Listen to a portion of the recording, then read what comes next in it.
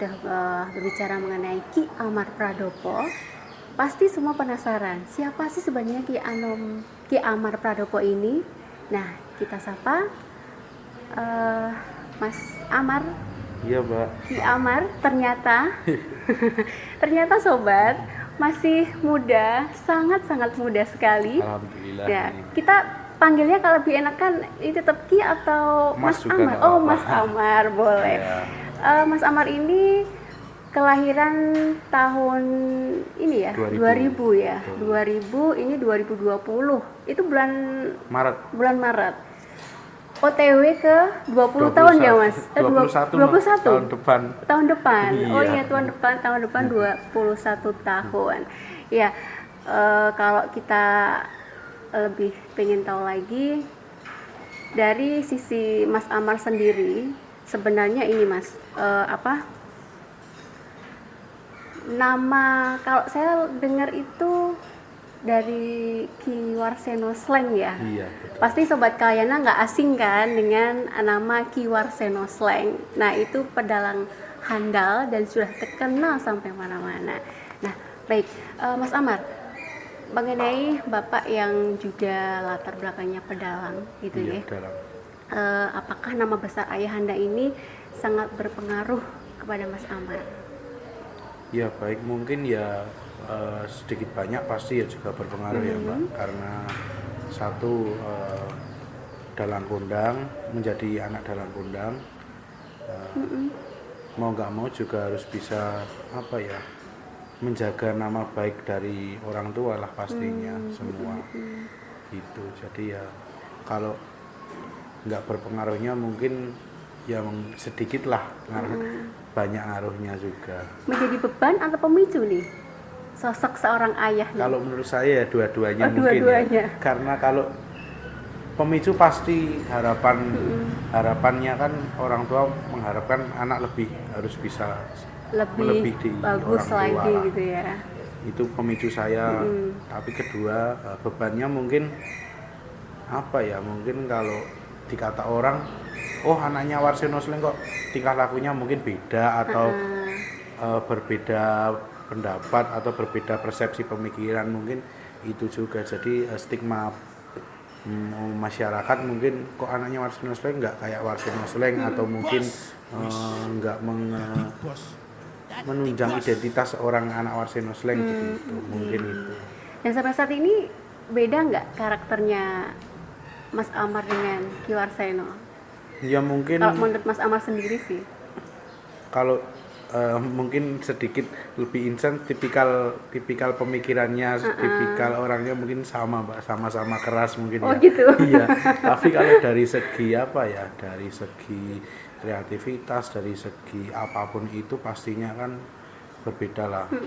Terlebih Bapak kan seorang dalang yang mungkin udah cukup dikenal oleh masyarakat, sedangkan betul, saya ya. Istilahnya baru sedikit lah untuk menorehkan menjadi dalang kan. Perjalanannya masih sedikit, mungkin begitulah. Oh gitu ya. Untuk dalang ini sudah mantep untuk sebagai profesi ke depan atau masih ada keinginan yang lain Mas selain menjadikan dalang sebagai profesi Mas Amar sendiri? Kalau saya memang gimana ya, kalau dibilang cita-cita ya memang sudah cita-cita menjadi dalang.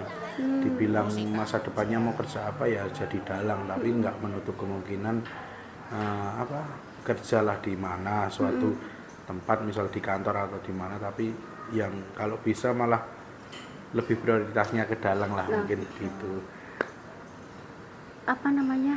Ngerti dalang, suka dalang itu mulai umur berapa Mas? Atau dari lahir?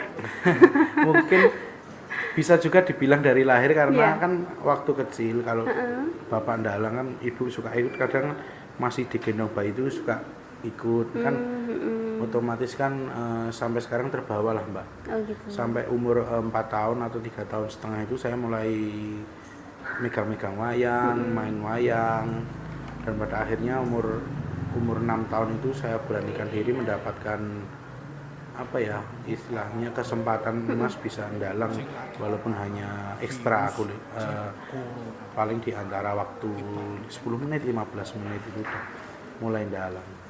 Kalau kecil dulu pernah dalang belum Mas? Pernah, Belum? Oh, pernah.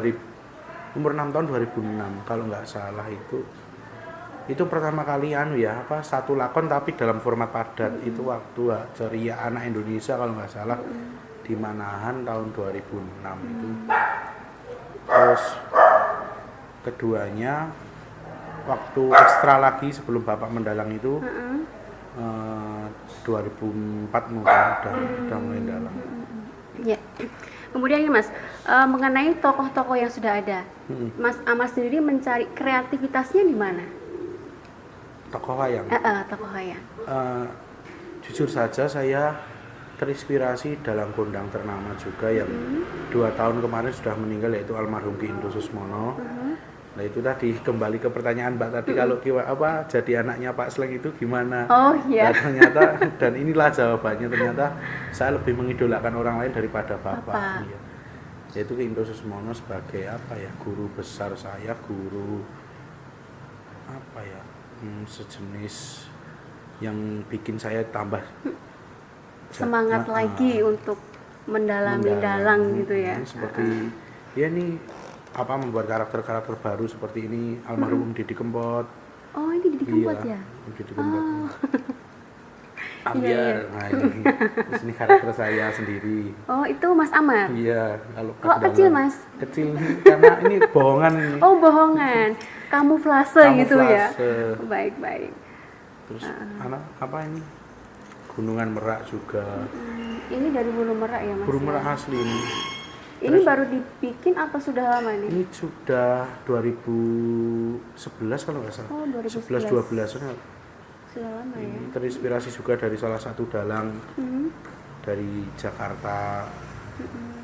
Kalau ini karya saya sendiri ya kalau ini. Ini apa ini? Ini Gunungan Alfil. Gunungan Alfil. Surat dalam Alfil. Yang meliputi gajah. Kan itu kan menceritakan fil itu gajah ya, gajah. artinya gajah. Sama ini ada burung ababilnya membawa batu. Ya, sejenis inilah. Berapa hari Mas menginspirasi seperti ini? Kalau inspirasi apa hitungan detik gitu? Mungkin tergantung mood, misal kayak yang lagi viral ini terus ketambahan habis pengalaman sesuatu nanti dijadikan sebuah karya. Misal seperti saya sebelumnya nggak terpikirkan untuk masuk ke Universitas Muhammadiyah. Tapi setelah saya masuk mendalami dan akhirnya saya buat karakter Kiai Haji Ahmad Dahlan seperti ini. Jadi ya itu tadi dari perjalanan pengalaman mungkin menjadikan sebuah karya. Gitu. Iya. Untuk ini Mas, latihan agar suaranya lebih bagus. Kalau dalang itu kan suaranya menggelegar gitu ya. Dan fisiknya kuat untuk pentas. Kan dalang itu kan nggak sebentar. Iya betul. Apalagi malam dan larut gitu ya. Dan nggak boleh juga buang air besar, buang air kecil. Iya makanya itu. Gimana itu Mas? Ya gimana ya kalau latihannya dibilang gitu. Kalau latihan mungkin nggak ada latihan ya Mbak. Cuman pada dasarnya kalau pekerjaan udah niat, udah istilahnya yakin, pasti kan gangguan-gangguan seperti itu nggak ada. Bahkan saya pernah suatu ketika kepikiran pertama kali dalang dan harus 8 jam kurang lebih ya duduk tanpa nggak boleh ke belakang atau ya memang tadi pertamanya ya gimana ya nanti bisa nggak ya, tapi ternyata setelah enjoy aja, ternyata kita lupa hal-hal kayak gitulah, jadi seperti mengalir aja.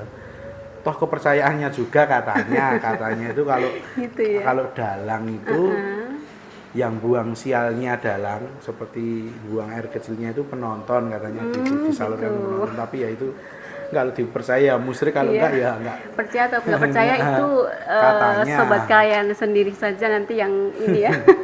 Terus kedua mungkin tantangan makanan yang bisa membuat suara itu berubah. Setiap hari atau 2 hari, 1 hari sebelum pentas atau gimana? Ya. Makanannya itu.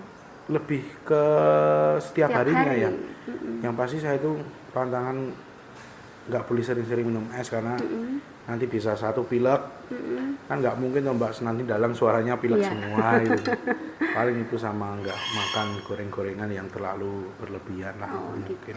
Iya, baik. Air putih yang Air putih cukup. harus itu ya. Ya, itu. Karena itu kan kita kalau biasa orang biasa minimal 1,5 liter Iya, 8 gelas betul. sehari ya. Kalau Mas Amar ini mungkin lebih ya. Lebih. Bisa lebih ya. Kebetulan juga suka air putih juga minumnya. Tapi nggak dingin kan? Nggak. Air putih biasa kan? Biasa. Sama aja nanti kalau dingin ya. Baik Mas Amar, ini kan masih masa pandemi nih. Iya. Nah, di mana-mana sepi. Nah, Betul. apa yang dilakukan Mas Amar selama pandemi ini, kegiatannya ini? Apa tetap harus dalang atau sekarang kan musimnya musim virtual? Virtual. Nah, atau itu yang Mas Amar lakukan selama pandemi ini, Mas? Ya kalau pandemi ini ya mungkin wayangan virtual lah, wayang format daring. Ya. Tapi toh itu pun juga nggak sering ya, jadi lebih ke satu yang pertama kuliah juga ya Mbak. Di samping itu kuliah, kedua ya kayak membuat karya lah sedikit-sedikit apa yang berdasarkan pengalaman atau kondisi seperti ini, malah lebih justru istilahnya mencari bahan untuk besok kalau udah normal lagi Pandeminya gitu lewat gitu ya. Oh gitu. Kalau virtual mungkin bisa di 1 bulan atau ini sudah berapa kali virtual selama pandemi ini, Mas? Selama pandemi ini mungkin udah 4 kali ya. Oh, 4 kali. Kalau sama Bapak mungkin ya lebih dari 5 lah. Kalau saya sendiri sudah 4 kalian lah mungkin. Termasuk dulu pertama kali yang ngundang kalian juga pertama kali. Terus akhirnya kan melebar jadi pentas di rumah. Gitu. Kemudian untuk kendala Mas atau ganjalan yang Mas Amar rasakan untuk menggaungkan wayang ini, karena kan kalau kita lihat anak-anak muda sekarang itu kayaknya mengesampingkan budaya-budaya iya. Jawa. Sekarang kan musimnya musim K-pop ya. K-pop sama Itu Iya. jadi gimana Mas, apa kendala atau apa untuk menggaungkan lagi dunia perwayangan ini? ya jujur kendala pasti juga ada sih, tapi saya lebih ke optimis aja karena saya sendiri yang notabene pemuda juga bisa aja mencintai wayang. Jadi bahkan bukan seorang harus menjadi anak dalang pun tetap bisa mencintai wayang. Ya tinggal kita bagaimana untuk menumbuhkan rasa kita cinta kepada kebudayaan asli lah. Terus terlebih juga ini juga tantangan buat saya sebagai milenial ya tentunya. Apa itu? Anak muda bagaimana Tantangan bisa apa? membawa wayang ini harus bisa diterima masyarakat. Ya ini tadi seperti menyisipkan tokoh-tokoh yang sedang digemari seperti Om Didi Kempot almarhum yang sampai sekarang masih sedikit banyak digemari. Membuat sesuatu hal yang baru misalnya sesuai kepentingan lah gitu. Ya, ini kan teman-teman Mas Amar nih juga milenial. Iya. Nah, ngerti kan Mas Amar itu seorang dalang. Betul. Teman-teman gimana Mas? Ada yang kayaknya, aduh kok aku pengen ya gitu loh. Gimana Mas? Ya malah justru teman-teman itu gini ya, melihat wayang tuh malah kayak kaget, ternyata gini toh. Ya itu kembali lagi karena pembawaan ya, mungkin sama-sama dibawakan anak muda, jadi lebih menarik ke simpatisan lah teman-teman. Ya seperti ingin obrolan kecilnya seperti mbok aku yang dalang dijak, pengen nonton ya gitu-gitu aja.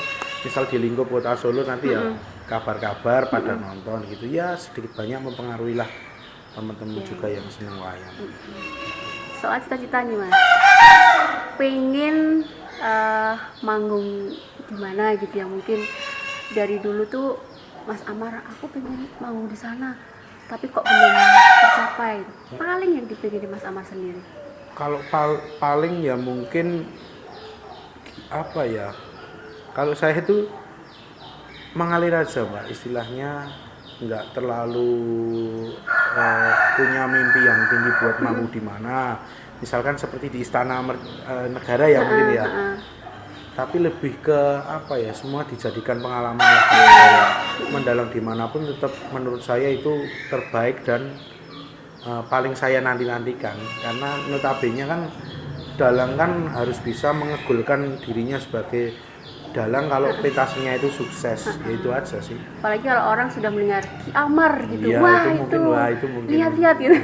Ya, Pernah mungkin di itu. ini ya Mas ya, pentas di Thailand ya kalau nggak salah ya. Alhamdulillah di Thailand pernah, dan yang terakhir kemarin itu di Belanda. Oh di Belanda, tahun Belanda. berapa itu Mas? 2015 sampai 2017. Jadi 3 tahun berturut-turut di sana. Itu juga Banyak pengalaman juga itu. penontonnya Banyak banyak. juga penontonnya. Iya. Kebetulan apa ya, antusiasmenya masyarakat sana juga sangat welcome sekali. Terlebih di sana kan juga ada yang dari Suriname. Suriname itu bekerja sama juga sama teman-teman Suriname. Ya baik. Terakhir nih Mas, momen atau prestasi yang paling membanggakan dari Mas Amar sendiri selama ini? Prestasi mungkin kalau di lomba ya, itu 2017 kalau nggak salah. Ya. 17 atau 18 itu lomba di Banjarnegara. Oh iya, Banyumas. Banjarnegara. Itu kebetulan saya mendapatkan 2 kategori. Yang pertama sabet terbaik, dan kedua penata iringan terbaik. Itu saya benar-benar nggak nyangka juga ya, ternyata bisa dapat 2 kategori sekaligus dalam 1 kali lomba. Jadi itu menurut saya sangat pengalaman sekali juga. Itu yang lomba kesekian kali ya? Iya. Ah. Dan kalau yang lainnya ya mungkin seperti yang di Thailand, di Belanda itu juga sedikit banyak pasti mengaruh lah, rasa bangga pengalaman itu sendiri. Iya, baik. Terima kasih Mas Amar. Baik. Dan kita nggak akan pamit nih sebelum sedikit aja dalang. Ngedalang sedikit Saja biar sobat kalian ini ternyata percaya. besok aku ini lihat gitu virtualnya kapan atau mau dalang kapan. Boleh silakan. Silakan Mas Amar. Ya, saya tak suluk aja ya. Ya. Bumi gonjang ganjing, langit kelap-kelap katon, rekincang alis risang maweh gandrung, sabarang kaduru ukir moyak mayik.